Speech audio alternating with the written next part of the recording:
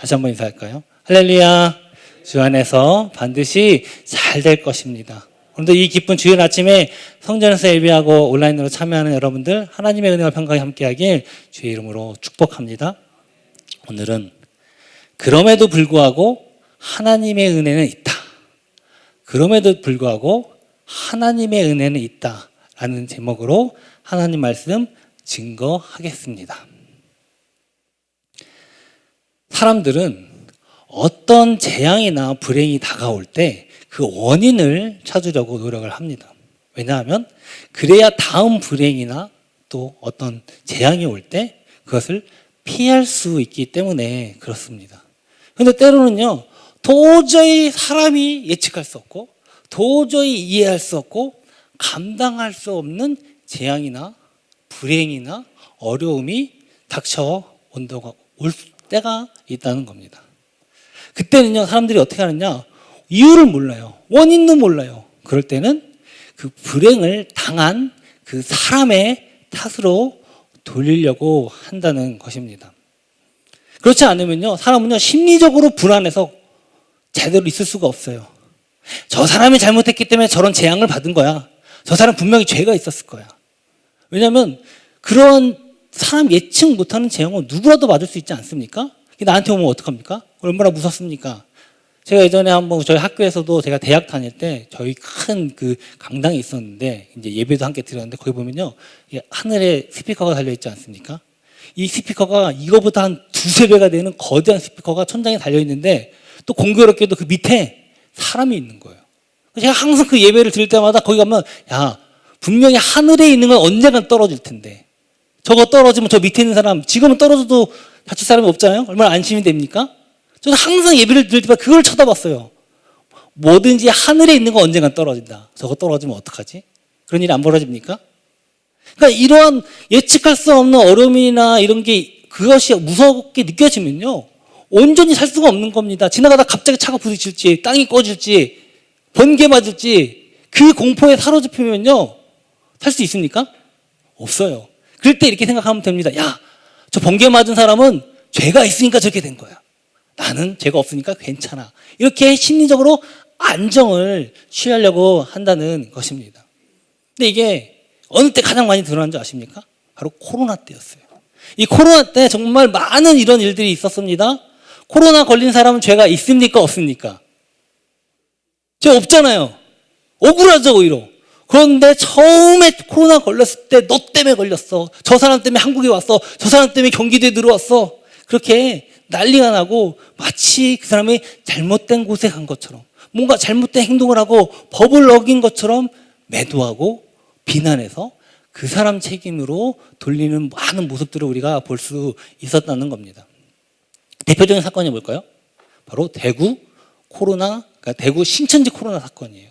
그때 한 분이 되게 열성적인 신천지 이제 뭐 신도였는지 모르겠는데 막 여기저기를 왔다 갔다 하지 않았습니까? 그래가지고 여기저기 뿌려지고 그때 막 대구에 그때 막 우리나라에서 확진자가 뭐 10명, 뭐 15명, 20명, 30명 할 때인데 이 사람 때문에 여기저기 막 코로나 확진자가 대구에서 막 100명, 200명, 300명 막 올라가고 이래서 막 대구 폐쇄되고 아주 난리가 났었습니다. 근데 그때 사실 생각해보면 누구라도 그럴 수 있지 않습니까? 그때는 지금처럼 코로나가 많이 걸리던 시절이 아니에요. 100명, 200명? 지금 보면 우습지 않습니까? 지금 몇 명 걸렸습니까? 네. 설마 본인이 코로나 걸렸다고 상상이나 했겠습니까? 이게 열심히 했던 거죠. 근데 여기저기 싸돌아다녔는데 그것 때문에 걸렸는데 뭐 신천지 때문이다, 뭐 코로나 걸렸네, 막 이렇게 비난을 했습니다. 뭐 또 이단이라는 이유도 있었을 거예요. 그것 때문에 더 비난도 많이 받았겠죠. 사실 그래서 교회도 함께 비난을 하기도 했었습니다. 그러나 교회 역시 사실 똑같은 상황이 벌어질 수 있었어요. 그래서 사실 나중에 보면 교회에서도 확진자가 나오기 시작하니까 사실 세상에서는 신천지나 교회나 똑같이 취급하지 않았습니까? 정말 지금 하루에 수만 명, 수십만 명이 나오는 지금으로 보면 그때 뭐 이렇게 난리를 쳤는지 30명, 40명, 100명, 200명 우습지 않습니까? 1000명도 우습지 않습니까? 어떻게 보면 아무것도 아닌데 그때 막 하루에 막 200명, 300명 막 걸렸다고 막 온갖 난리를 치면서 막 비난을, 그러니까 모든 사람이 비난했습니다. 뭐 저도 예외는 아니었던 것 같습니다. 근데 그 이유가 뭔지 아십니까? 나는 안 걸리는데 쟤는 걸렸으니 제가 뭔가 잘못한 거야. 이렇게 핑계를 대는 것입니다. 사실 그때는요, 지금에 비하면 코로나 걸린 사람이 원체 소수잖아요. 남영주 씨 한 명도 없었어요, 그때. 아닙니까? 그래서 그 소수니까 그 사람 책임으로 돌리면 우리는 다 마음이 편한 겁니다. 야, 저 사람 잘못했으니까 코로나 걸리고 저 사람 잘못이야.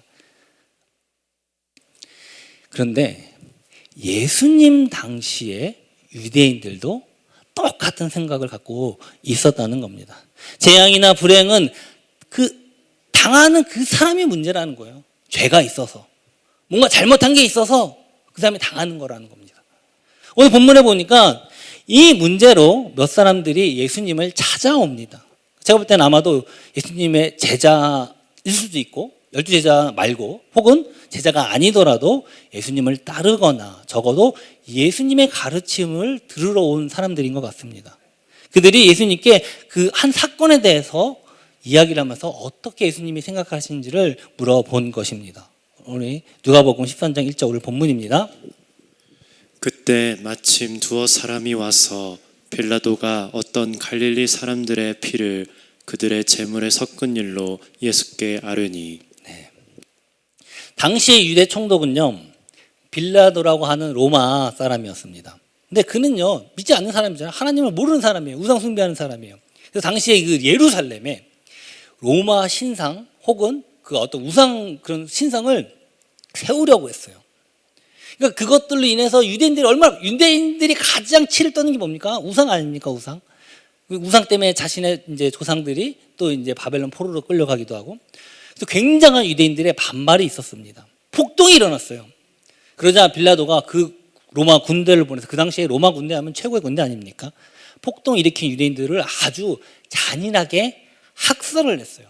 근데 그것만으로도 성이 차지 않았는지 그 중에 유대인 어떤 지도자급인지는 모르겠습니다만 유대인의 피를 일부를 자신들이 우상에게 섬기는 제물로 바친 거예요.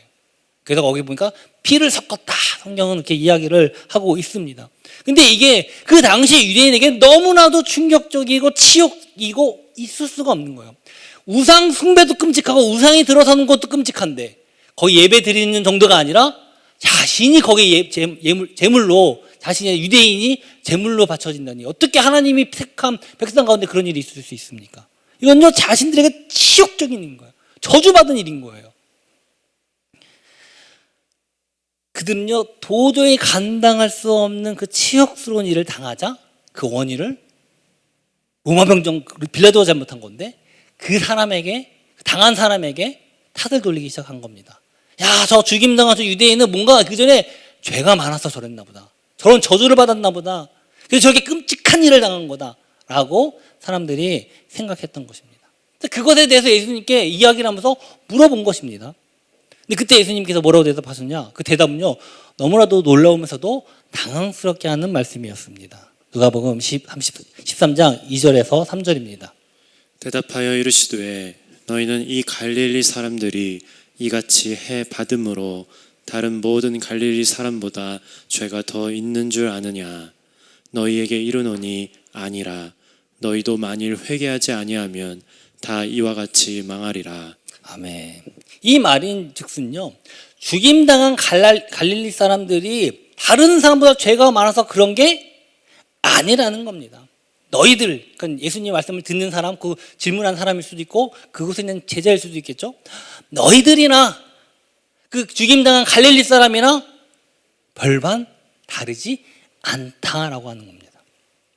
만일 죄로 인해서 그런 저주를 당했다면 너희들도, 지금 이 말씀을 듣고 있는 너희들도 회개치 않으면 다 똑같이 될 거라는 겁니다. 똑같은 그런 재앙 당할 거라는 겁니다.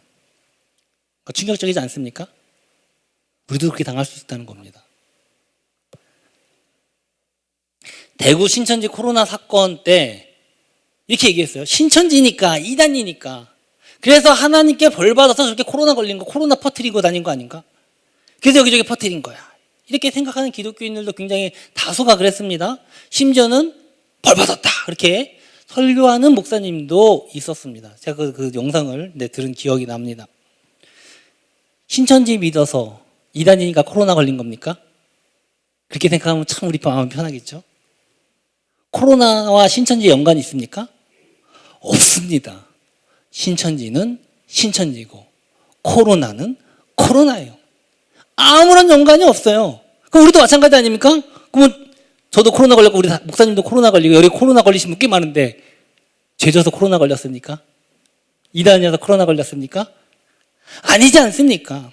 혹시 아무도 모르는 죄를 나 혼자 졌는데 하나님 나에게 이 코로나라는 벌을 내리셨구나. 혹시 이런 분 계십니까? 그러면 한 분도 없게 주의 이름으로 축복합니다. 저는 없었거든요. 내가 코로나 걸린 만큼 죄 지은 게 있나? 사실 저는 없었거든요. 저뿐만 아니라 아마 다들 그러실 겁니다. 그 20세기의 최고의 기독교 변증가고 또 영국의 유명한 작가인 C.S. 루이스라는 분요. 그가 이제 지은 고통의 문제라는 책에서 다음과 같이 말했습니다. 인간이 당하는 고통과 고난의 밑바탕에는 인간의 악함과 타락이 있다라고 이야기를 했습니다. 그러니까 지금 러시아가 우크라이나를 침공해갖고 지금 수많은 우크라이나인들이 얼마나 지금 고생하고 있습니까? 괴로움 당하고 있습니까? 근데 사실은요, 우크라이나 군인이나 그 사람들뿐만 아니라 지금요, 러시아의 젊은 청년들도 지금 고통당하고 있어요. 그 러시아 군대 사람들도 만 명이 넘게 사살당하지 않았습니까? 사실 그들은요, 원래 같은 동족이고, 같은 혈통이랑 같았어요. 친한 인척이기도 하고 서로 왔다 갔다 하는 왕래 그런 사람들이었어요. 그런데 한 사람의 푸틴이라고 하는 한 사람의 정치적인 야욕 때문에 이런 비극이 일어난 것입니다. 전 세계에 뒤덮고 있는 코로나도 알고 보면 중국에서 시작됐는데 정확한지 모르는 많은 사람들이 중국에 있는 우한의 바이러스 연구소로부터 유출된 거 아니냐 이렇게 많은 사람들이 추정을 합니다. 결국은 자연 발생이냐 그것보다는 사람 때문에 발생했을 가능성이 더 높다는 겁니다. 변종 바이러스죠. 원래 코로나는 원래 있었던 거였거든요. 심지어는요, 이해할 수 없는 이상 기후로 인해서 태풍이 오고 갑자기 눈이 가득 오고 그래서 어려움을 당고 홍수가 나고 이런 어려움을 겪는 일들을 우리가 종종 보게 됩니다. 그래서 많은 과학자들이 온난화 현상 때문에 이런 일이 벌어졌다. 이 기후 이상 때문에 벌어졌다. 온난화 현상은 원인이 어디에 있습니까? 바로 사람 때문에 있지 않습니까? 사람이 그렇게 온난화 현상, 어떤 산업화라든가 이렇게 해갖고 환경을 파괴하는 것 때문에 나왔다고 이야기를 하고 있습니다. 그런데 이 푸틴이 전쟁을 일으켰는데 그로 인해 고통당하는 사람은요, 수많은 사람들이 아무런 푸틴과 연관이 없어요. 전쟁 치려고 원하지도 않은 사람들이 지금 고통당하고 있어요. 중국에서 시작된 코로나인데 중국과 아무도 상관없는 수많은 사람들이 고통당하고 있어요. 지금까지 약 4.9억 명, 거의 5억 명에 가까운 사람이 걸렸대요.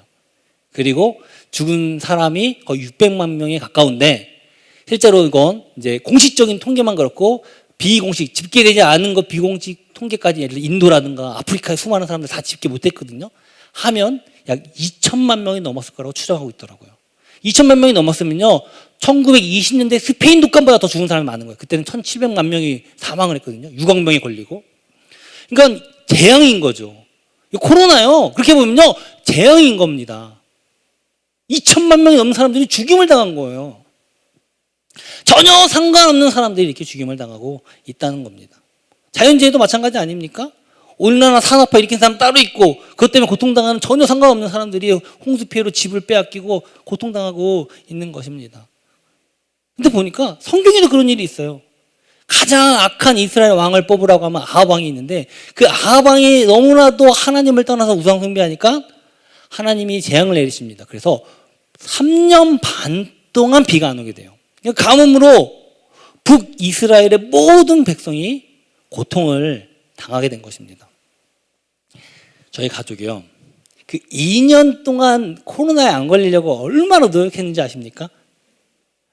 그러니까 처음에 1년 저희가 처음에 코로나가 시작될 때는 저희 자녀가 3명이었어요. 근데 저희 아내가 쌍둥이에 아무도 유치원이고 어린이집을 안 보냈어요. 등록은 했는데 안 보냈어요. 쌍둥이 키워보셨습니까? 만만치 않거든요. 3명. 근데 더더군다나 거기다가 막내까지 태어났어요. 그런데도 저희 아내가 끝까지 유치원 어린이집 아무도 안 보냈습니다. 코로나 때문에. 거기다가 또 저도 백신에 대한 불신이 있어가지고, 야, 백신 맞으면 코로나 걸린 것보다 더 아플 수 있대. 그래서 백신도 끝까지 안 맞았거든요. 그러다 보니까 이제는 나중에 가니까 어떻게 됩니까? 뭐 백신 패스한다, 마트도 못 가고, 먹는 거 외식도 일절 금지하고. 저희 아내가 외식하는 거 되게 좋아하는데 무려 몇 개월을 구경도 못 했습니다. 그래서 얼마 전에 저희 이제 아내가 이제 코로나 때문에 입원했다가 퇴원해서 단둘이 외식을 하는데 별로 맛없는 거 별로 맛있는 거 아니었거든요. 꿀맛 같더라고요. 야, 이렇게 맛있을 수가. 근데 얼마나 억울한지요. 그렇게 노력했는데도 코로나가 온 거예요. 우리 가족 다 휩쓸고 갔습니다. 근데 그렇게 됐는데, 노력했는데요, 코로나가 오더라고요. 얼마나 화가 나고 억울하고 짜증이 나든지, 왜 나는 이렇게 고생했는가. 그런데요, 우리 주님은 뭐라고 말씀하시는지 아십니까? 이런 거 억울해하지 말라는 거예요. 왜냐하면요, 저 코로나가 발생한 그 중국의 우한이나 우리나라에 처음 들여온 사람 있지 않습니까? 기억하십니까? 대구 신천지 그 코로나 감염자. 그뿐만 아니라 그냥 직접 우리에게 코로나 전해준 사람 누군지 몰라요. 우리 아들이 학교 갔다가 처음에 1학년 입학했는데 거기도 걸려왔거든요. 또 나로 인해서 누가 감염됐을지도 모르죠. 저희 아버님은 저희 때문에 그랬다고 하는데 절대 아닙니다. 그랬으면 어머니 먼저 걸리고 아버지 걸려야 되는데, 왜냐면 어머니가 저희 집에 와서 막 물건 날리고 그랬거든요. 근데 저희 어머니는 아직 안 걸리셨어요. 네, 저희 때문은 아니에요. 그래도 아버지는 아니더라도 분명히 누군가 저희 때문에 또 모르게 걸릴 수도 있을 거 아닙니까? 그런 사람들 다 똑같이 하나님 앞에서는 죄인인 거예요. 하나님 앞에서는요, 다 똑같이 재앙받을 만한 죄인인 겁니다. 예수님은요, 다음과 같이 말씀하셨습니다. 누가복음 13장 4절에서 5절입니다. 또 실로암에서 망대가 무너져 치어 죽은 18사람이 예루살렘에 거한 다른 모든 사람보다 죄가 더 있는 줄 아느냐? 너희에게 이르노니 아니라. 너희도 만일 회개하지 아니하면 다 이와 같이 망하리라. 아멘. 실로암은요, 예루살렘 성 남쪽에 있는 연못인데요. 여러분 다 실로암 노래하는, 우리가 찬양 많이 부르니까 알죠? 거기에는요, 남쪽이다 보니까 적군이 오나 안 오나 지켜보는 망대, 그러니까 전망대 같이 지켜보는, 높은 곳에서 군인들이 지켜보는 망대가 있었습니다. 근데 그게 무너져 내린 거예요. 그래서 그 밑에 있는 18사람이 사망을 하게 된 겁니다. 그 사람들은요, 명백히 망대가 무너지는 것과 아무런 연관도 없는 사람이에요. 근데 갑자기 그 망대가 무너지니까 밑에 있는 사람들이 그냥 거기에 깔려서 죽은 거죠. 근데 망대에 깔려 죽은 사람이나 그 소식을 듣고 충격을 받은 사람이나 제자들이나 예수님은요, 다 똑같은 하나님 앞에서 죄인이라는 겁니다. 하나도 나은 게 없다는 겁니다. 회개 안 하면 다 똑같이 망한다고 우리 주님은 말씀하고 계신 것입니다. 그런데요, 아주 놀랍게도 이러한 사람의 어쩔 수 없는 재앙이나 불안 가운데서 특별히 하나님의 은혜를 체험한 사람들이 있어요. 누구냐? 아까 얘기했던 그 아합 왕 때 그 가뭄으로 그 모든 북이스라엘이 고통당할 때 바로 엘리야를 만난 한 과부의 이야기가 열왕기상 17장에 보면 나옵니다. 그러니까 이스라엘 왕, 그 아합 왕이 하나님을 떠나서 우상숭배가 너무 심하니까 그 아합 왕 때문에 하나님께서 비를 안 내리시고 가뭄을 이제 주신 거거든요. 그러니까 가뭄이 오면 사람이 그 당시로 보면 지금도 가뭄 오면 먹고 살기 힘든데 그 당시로 하면 말할 것도 없죠. 그냥 모든 북이스라엘 백성들이 다 이 가뭄 때문에 고통당하고 있는 것입니다. 거기에는요, 하나님의 선지자였던 엘리야도 예외는 아니었어요. 처음에는요, 하나님께서 까마귀 보내서 먹을 거 보내주시고 이렇게 했는데 강줄기가 말라버리고 까마귀도 더 이상 날아오지 않는 겁니다. 그러자 이 엘리야가 한 과부에게 만나서 물 좀 달라고 이야기를 합니다. 물이요. 가뭄인데. 이게 제일 귀한 게 뭡니까? 물 아닙니까? 왜 물 좀 달라는 거요? 염치 없이 물 좀 달라고 했다가 좀 애들, 야, 먹을 것도 달라. 그렇게 이야기를 하는 겁니다. 그랬더니 이 과부가 하도 기가 막혀서 저도 먹을 거 없어요. 더 이 마지막 남은 이 조금 있는 거 내 아들이 먹고 죽으려고 합니다. 근데 그거 달라고 합니까? 이런 식으로 얘기를 했습니다. 근데 이 하나님의 선지자라고 하는 엘리야는요, 굉장히 뻔뻔하게 그래도 나한테 나 먹을 거 먼저 만들어주고 그 다음에 니네 먹을 거 알아서 먹어라. 하나님이 해결해 주실 거야. 이렇게 얘기를 하는 겁니다. 열왕기상 17장 13절입니다. 엘리야가 그에게 이르되 두려워하지 말고 가서 내 말대로 하려니와 먼저 그것으로 나를 위하여 작은 떡 1개를 만들어 내게로 가져오고 그 후에 너와 내 아들을 위하여 만들라. 없다니까요. 한 번 만들 것밖에. 근데 지금 나를 위해 만들어 달라는 겁니다. 웃기는 짬뽕 아닙니까? 여러분이 이런 상황에 있는데 담임 목사님이 좀 먹을 거 좀 달라고 하면 주시겠습니까? 주시겠습니까? 아멘 못 하시네요. 아멘 좀 들렸나요? 자기 아들도 지금 먹을 것이 없어 지금 죽게 생겼는데 그걸 달라는 거예요. 또 하나님의 선지자가요. 그런데 이 과부는요, 이 말도 안 되는 요구를 하는 이 선지자의 말을 듣고 순종합니다. 자기네들 마지막 남은 그것을 엘리야 선지자에게 바친 겁니다. 그 결과가 어떻게 됐을까요? 우리 열왕기상 17장 15, 16절입니다. 그가 가서 엘리야의 말대로 하였더니 그와 엘리야와 그의 식구가 여러 날 먹었으나 여호와께서 엘리야를 통하여 하신 말씀같이 통에 가루가 떨어지지 아니하고 병에 기름이 없어지지 아니하니라. 아멘. 할렐루야. 아멘. 온 나라가 가뭄이라는 큰 재앙으로 고통받고 있는 그 순간에 이 과부는요, 유일하게 하나님의 은혜를 체험했던 겁니다. 어떻게 이 과부가 이런 복을 받을 수 있습니까? 믿음으로요. 순종해서요. 물론 그것도 맞습니다. 그런데 만일 엘리야가 그 과부를 만나지 않았더라면 어떻게 될까요? 그렇다면 믿음도 순종도 다 의미 없는 거 아닙니까? 엘리야가 과부를 만난 건요, 과부의 믿음 때문도 아니에요. 순종 때문도 아닙니다. 이건요, 그냥 하나님의 은혜예요. 하나님의 은혜예요. 열왕기상 17장 8절 9절입니다. 여호와의 말씀이 엘리야에게 임하여 이르시되 너는 일어나 시돈에 속한 사르밧으로 가서 거기 머물라. 내가 그곳 과부에게 명령하여 내게 음식을 주게 하였느니라. 이미 엘리야가 이 과부와 만나기 전에 하나님께서 엘리야에게 명령하신 겁니다. 이 과부가 다른 모든 이스라엘 백성보다 더 나은 게 있는지 성경에 전혀 없습니다. 없어요. 그냥 전적인 하나님의 은혜로 그냥 과부는 이제 하나님의 은혜를 체험한 겁니다. 그렇습니다. 은혜는요, 조건이 없습니다. 무조건적인 은혜예요. 우리가 잘해서 믿음이 있어서 우리가 순종 잘하니까 그래서 우리가 은혜를 얻은 것이 아니라 그냥 하나님께서 은혜를 우리에게 주신 거예요. 그냥 우리가 은혜를 입은 겁니다. 할렐루야. 여러분도 이 은혜가 함께하길 주의 이름으로 축복합니다. 근데 그러나 사실 이 과부가 받은 은혜는요, 아주 특별한 은혜예요. 아주 특별한 은혜예요. 예수님은요, 이것을 다음과 같이 말씀하셨습니다. 누가복음 4장 25절입니다.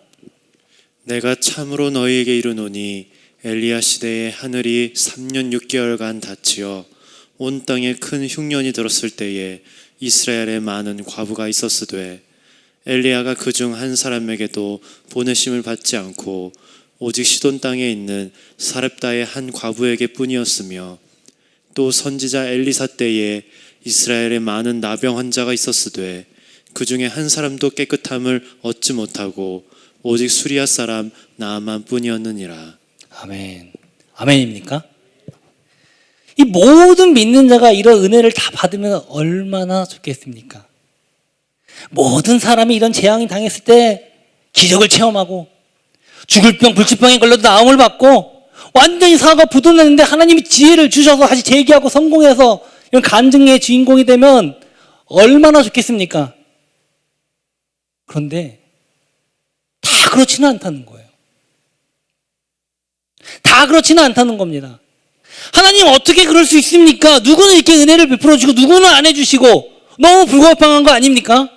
이렇게 하나님은 원망하시겠습니까? 또 다른 사람을 한번 소개해 보겠습니다.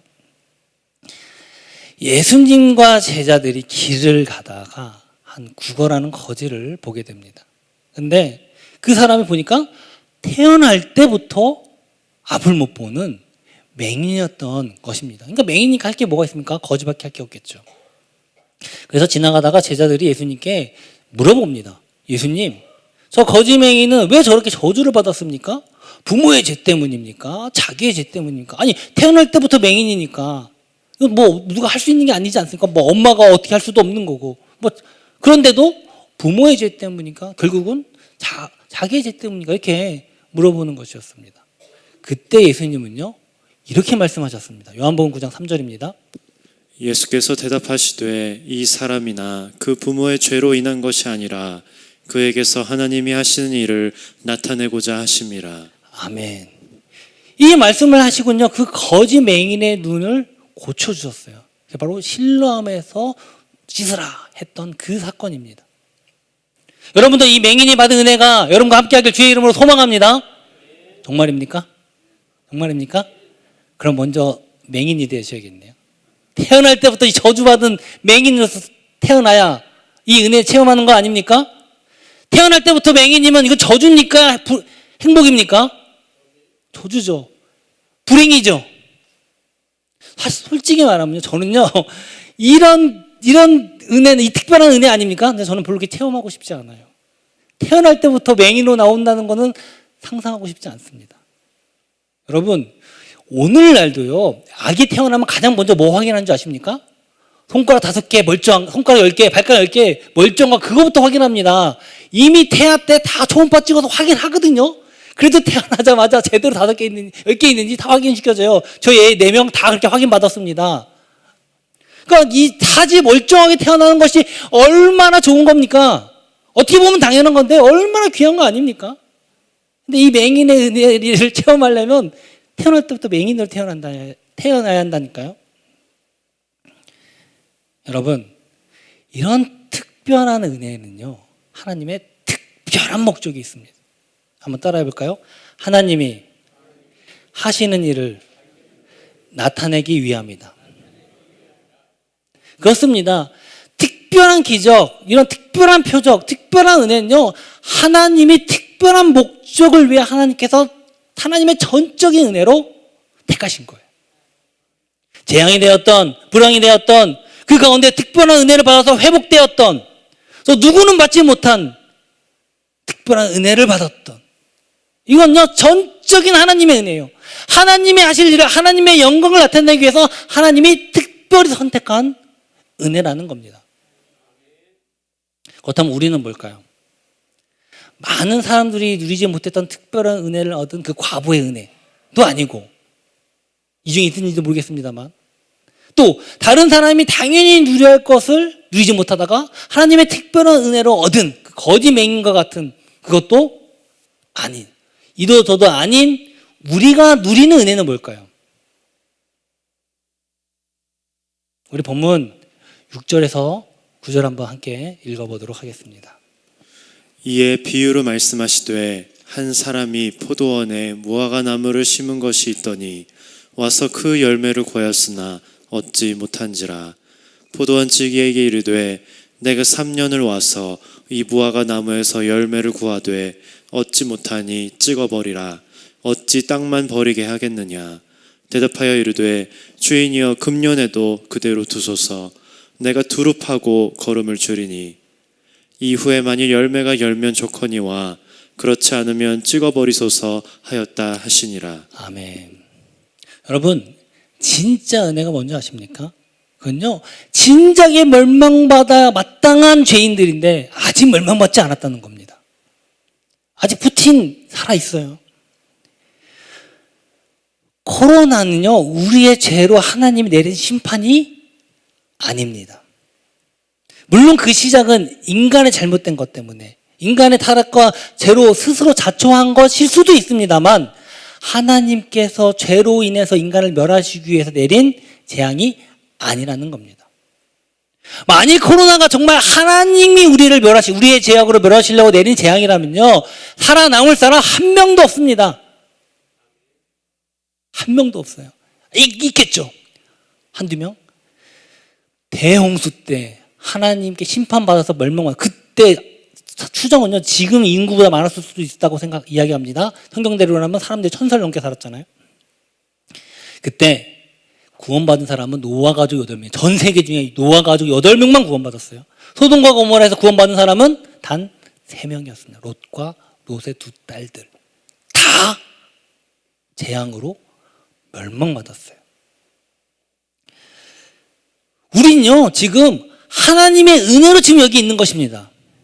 전 세계가 코로나 팬데믹이 겹치고 수억 명이 코로나 걸려서 고통당하고 수천만 명이 죽임을 당했지만 그럼에도 불구하고 하나님의 은혜로 지금 우리 여기 있는 겁니다. 왜냐하면 이건 끝이 아니에요. 아직 종말이 아닙니다. 아직 심판이 아니기 때문에 그렇습니다. 진짜 심판이 오면요, 저 두려워서 말 못하겠습니다. 아무리 코로나에 걸리고 확진자가 수만 명, 수십만 명이 일어난다 할지라도 여전히 우리는, 그럼에도 불구하고 우리는 하나님 은혜 가운데 있는 것입니다. 여러분 다 아시다시피 저희 가족 6명이 몽땅 코로나에 걸렸지 않습니까? 이 6명이 확진이 돼서 저희는요, 열흘이 넘게 격리가 되었어요. 처음에 첫째 아들 서원이가 학교 간 지 이제 일주일도 안 됐는데 거기서 걸려온 거예요. 거기서 걸려오고 딱 하고 바로 다 걸려. 하루 지나고 이제 둘째 딸 아이가 열이 나보다 시름시름 앓기 시작해요. 셋째도 그걸 하루 지나고, 그리고 마지막 막내도 하루하루 사이로 순차적으로 걸리게 되는 거예요. 그러니까 저희 아내도 처음에 괜찮았다가 그 아이들을 계속 보니까 당연히 없죠. 안 옮으면 이상한 겁니다. 그래서 누구는 가족 중에 안 걸리면 그 사람 왕따라 이런 얘기도 하는데 농담입니다. 저도 처음에는 안 걸렸어요. 그러니까 저는 이제 혼자 안방에서 혼자 격리한다고 있고 저희 아내가 그 아이 4명을 다 보는 거예요. 근데 코로나 처음에 걸렸을 때 열만 나고 괜찮았대요. 근데 이게 하루 이틀 3일이 되니까 우리 아내는 이제 쓰러졌어요. 열이 계속 39도 이상 계속 되고 너무 아프고 그냥 아내가 그냥 쓰러져서 일어나지 못해요. 어쩔 수 없지 않습니까? 이제 제가 우리 아이들을 다 보기 시작했어요. 그러니까 결국 저도 확진이 되어서 제가 제일 나중하게 확진이 된 거예요. 계속 격리를 했던 것이죠. 그래서 나중에는 좀 저희 장모님도 저희 애들 때문에 확진이 되셨거든요. 그래서 먼저 저희 장모님은 딱 7일 격리 끝나고 이제 저희 아내랑 제가 다 이제 이렇게 있으니까 이제 저희 장모님이 우리 아이를 이제 4명을 다 데려가셨어요. 근데 요즘 어떤지 모르겠는데 정책이 매주 바뀌어서, 근데 확진이 되면요, 걸리신 분들 꽤 있지 않습니까? 경험담 있죠? 그냥 모든 게 올스톱이에요. 나가지도 못하고 아무것도 못합니다. 요즘은 뭐 병원 진료 해준다는데 딱 확진된다 하는 순간 그냥 끝이에요. 아무것도 못해요. 그러니까 막 저희 장모님이 저희 어머니가 먹을 거 사다 나르고 막 그랬습니다. 근데 제일 무서운 건요, 가볍게 걸리면 괜찮은데 이게 정말 심각하게 오는 위중증 오는 사람들이 가끔 있어요.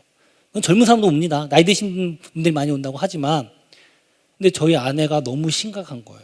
열이 일주일 동안 안 떨어져요. 나중에 알고 보니까 폐렴이었어요. 결국은 근데 병원을 안 보내주는 거예요. 처음에는 뭐 격리가 끝나야 된다, 아니다, 음성이 나와야지만 병원에서 받아준다. 그래서 생으로 격리가 끝났는데 생으로 앓고 있다가 여기 수소문 했는데 못 갔는데 결국은 건대 어떻게 전화해가지고 건대에서 빨리 오라고 지금 심각하다고 해서 그냥 바로 입원을 해서 다행히 이제 입원해서 잘 치료받고 얼마 전에 퇴원을 했습니다. 그래서 얼마 전에 보면 병원에 못 가가지고 대기하다가 죽은 그런 기사도 나지 않았습니까? 그러니까 코로나 걸리면요, 그냥 이제 진짜 어떻게 보면 그냥 죽으라고 하는 거예요. 그 사이에 있으면. 근데 그때 일어났던 일입니다. 저희 갑자기 다 격리돼갖고 집에 안에 있는데 저희 큰아들이 갑자기 막 소리를 지르는 거예요. 배 아파 하면서 막 떼굴떼굴 구르는 거예요. 저 처음 봤어요. 우리 아이들 이제 초등학교 8살 초등학교 처음 들어갔는데 막 소리를 지르는데 막 쌍둥이들도 놀래고 막 저희 아내도 뭐 어떻게 할 줄 모르고 그냥, 아니 저도 처음 봤어요. 막 배가 아프다고 막 떼굴떼굴 구르면서 막 소리 지르고 막 울고 있는 겁니다. 어떻게 해요? 병원에 갈 수 있습니까? 약이 있습니까? 아무도 할 수 없는 겁니다. 그러니까 막 그 쌍둥이가 막 무서우니까 막 소리 지르고 얘가 막 아프다고 하니까 쌍둥이도 무섭게 울고 있고, 이럴 때 어떻게 합니까? 제가 나가서 이럴 때 어떻게 합니까? 그죠? 기도해야죠. 기도해야죠. 할렐루야. 뭐 할 게 없어요. 그때는 가서 일로 와, 엎드려서 한 손에는 배를 얹혀주고 한 손에 머리를 안수하고 그냥 정말 세게, 주님 고쳐주시옵소서, 지금 이거밖에 없습니다. 정말 기도를 세게 했어요. 근데 놀라운 건 기도가 끝나자마자 갑자기 아들이, 아빠 너 안 아파요. 할렐루야. 아빠 나 하나도 안 아파요. 진짜 안 아파요. 그러는 거예요. 기도가 끝나는 그 순간. 그렇게 막 저 난리치고 소리 지르고 배 아프다고 막 난리치고 떼굴떼굴 굴었는데, 안 아프다고 하니까 나도 너무 이상해서, 어떻게 그럴 수가 있지? 야 진짜 안 아프냐? 진짜 안 아파. 아까까지 진짜 아팠는데 지금 진짜 안 아파요. 그러는 거예요. 딱 그 소리 듣자마자 내가 태어나게, 거봐 기도하니까 하나님이 응답해 주시잖아. 딱 그렇게 얘기를 하는 겁니다. 그러니까 우리 아들은 정말 기도하니까 하나님 다 들어주시네요, 이렇게 얘기하면서 너무 놀라워했습니다. 뭐 거의 우리 아들뿐만 아니라 거기 있는 쌍둥이들도 다 안에서 더 깜짝 놀랐죠. 그 중에서 가장 많이 놀란 건 바로 저였습니다. 사실 이전에도 아이들이 아프면 제가 뭐 기도해주고 약 먹고 기도해줬습니다만, 사실 약 먹고 나은 거나 마찬가지였거든요. 그래서 그런지 몰라도 우리 아내는요, 아이들이 아프면요 좀 약 먹고도 잘 안 난다 싶으면 꼭 아버님에게 기도받으러 가야겠어요. 항상 그래요. 그러니까 우리 아내가 어렸을 때 우리 아버지에게 기도를 받고 나은 경험이 있고 기억이 있는 것 같아요. 저한테 기도해달라는 얘기는 잘 안 해요. 물론 하긴 하지만 아버님한테 가서 기도를 받아야겠다. 근데 그때 이후로 우리 아들 아직까지 아프다고 한 번도 안 했습니다. 병원도 안 갔어요. 그러니까 그때 도대체 무슨 일이 있는지 알 수가 없어요. 뭐 상상할 수가 없습니다. 형제가 꼬인 건지 갑자기 아픈 건지 그냥 그걸로 그냥 나아버린 겁니다. 못 믿겠으면 여러분 한번 우리 아들 오면 물어보십시오. 아무리 코로나가 팔을 쳐도요, 하나님의 은혜는 계속됩니다. 여러분, 기왕이면 목사가 코로나 안 걸리면 얼마나 멋있겠습니까? 하나님이 지켜줘서 다 걸려도 저는 안 걸립니다. 그러면 얼마나 좋겠습니까? 아니라니까요. 그래도 하나님의 은혜입니다. 처음에 우리 차명원 전사님이 본인이 걸리진 않았지만 가족이 걸려서 가족이 확진돼서 격리됐죠. 예배 드렸습니다. 딱 끝나자마자 누가요? 제가 딱 기가 막히게 끝나자마자 바로 제가 바로 확진돼서, 제가 딱 끝나자마자 우리 목사님이 걸리셨네요. 그래서 제가 지금 여기서 설교하고 있는 거 아닙니까? 이것도 하나님의 은혜 아닙니까? 정말 신기할 정도에 어떻게 이게 딱딱딱 맞죠? 사랑하는 성도 여러분, 아무리 재앙과 질병, 어려움과 고난이 와도, 전례 없는 코로나 팬데믹이 전 세계를 덮치고 전쟁이 벌어지고, 우리가 이해할 수 없는 태풍과 가뭄과 어려움과 질병이 왔더라도, 그럼에도 불구하고 하나님의 은혜는 있습니다. 지금 이 순간 우리가 숨쉬며 지금 이 자리에서 예배하고 있는 것 자체가 바로 하나님의 은혜인 것입니다. 이 하나님의 은혜 누리는 저와 여러분에게 주의 이름으로 축원합니다. 우리 이 시간 함께 결단하기 원합니다. 주님, 정말 우리 일어나서 함께 결단하겠습니다. 내가 살아있는 이 모든 순간 자체가 바로 하나님의 은혜임을 믿습니다. 이 세상의 모든 소망이 사라져가도, 정말 너무나 어려운 고통과 질병과 환난이 올지라도 그 가운데서도 하나님의 은혜는 있습니다. 주의 사랑은 끝이 없습니다. 어떤 상황 가운데서도 주를 의지하며 주의 은혜 가운데 살기 원합니다. 우리 이렇게 고백하면서 결단하며 우리 주의 은혜임을 찬양하며 봉헌하겠습니다.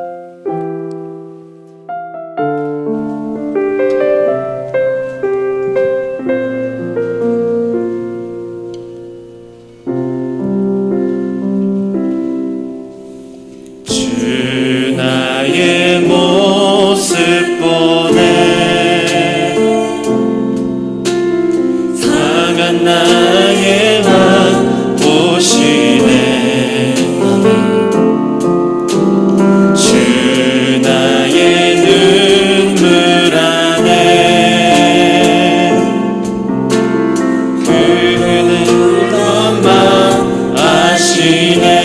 사랑 내게 있네. 주 사랑 내게 있네. 그 사랑이 날 채우네. 그 사랑이 날 채우네. 아멘. 주 은혜 내게 있네. 주 은혜 내게 있네. 그 은혜로 날 세우네. 그 은혜로 날 세우네. 아멘. 세상 소망 다 사라져가도 세상 소망 다 사라져가도 주의 사랑은 끝이 없으니 살아가는 이 모든 순간이 주 은혜임을 나는 믿네. 다시 한번 고백합니다. 주 나의 모습 보내. 주 나의 모습 보네. 상한 나의 마음을 보십니다. 상한 나의 맘 보시네. 아멘. 주 나의 눈물 안에 홀로 울던 맘 아십니다. 홀로 울던 맘 우리 주님의 사랑이 우리에게 있습니다. 주 사랑 내게 있네. 그 사랑이 날 채우네. 주님의 은혜가 우리에게 있습니다. 주 은혜 내게 있네. 주님께서 그 은혜로 우리를 세우십니다. 그 은혜로 날 세우네. 아멘. 세상 소망 다 사라져가도 주의 사랑은 끝이 없으니 살아가는 이 모든 순간이 주 은혜임을 나 세상 소망 세상 소망 다 사라져가도 주의 사랑은 끝이 없으니 살아가는 이 모든 순간이 주 은혜임을. 우리 한 번만 더 고백합니다. 세상 소망 세상 소망 다 사라져가도 주의 사랑은 끝이 없으니 살아가는 이 모든 순간이 주 은혜임을 나는 믿네. 주 은혜임을 주 은혜임을 나는 믿네. 주 은혜임을 나는 믿네. 주 은혜임을 나는 믿네. 주님, 정말 내가 살아가는 이 모든 순간이 바로 하나님의 은혜임을 나는 믿습니다. 세상의 모든 소망이 사라져가도 어떤 어려움과 코로나 같은 이 팬데믹이 겹칠지라도 주의 사랑은 끝이 없습니다. 내가 어떤 상황 가운데서도 주를 의지하며 그 은혜 가운데 살기 원합니다. 그럼에도 불구하고 어떤 상황 가운데서도 그럼에도 불구하고 여전히 주의 은혜가 우리에게 있음을 고백하기 원합니다. 우리를 붙잡아 주시고 인도하여 주시옵소서. 지금도 여러 가지 많은 것도 어려움을 당하는 당신의 자녀들이 있습니다. 그 자녀들 앞에 부르짖을 때 응답하여 주시고, 그 자녀들 주님을 찾을 때 우리에게 찾아와 주시고, 주님께서 우리를 인도하여 주시옵소서. 주님께서 주시는 은혜가 너무도 감사하여 이 시간 주 앞에 예물을 드립니다. 11조, 주정원금, 감사원금, 선교원금, 구제원금, 그의 모든 기타 드려진 모든 예물, 주님 우리의 마음을 아시죠. 우리의 마음 주님 보시고 기뻐 받아주실 줄 믿습니다. 지금은 우리 주 예수 그리스도의 은혜와 하나님의 사랑과 성령의 교통하심이 세상 소망 다 사라져가는 그 순간에도 주의 은혜와 사랑이 여전히 우리와 함께 하심을 믿고 따르며 순종하기로 결심하는 이곳에 예배하는 모든 성도들과 영성으로 참여하는 모든 이들 가운데 지금으로부터 영원히 함께 있을지어다.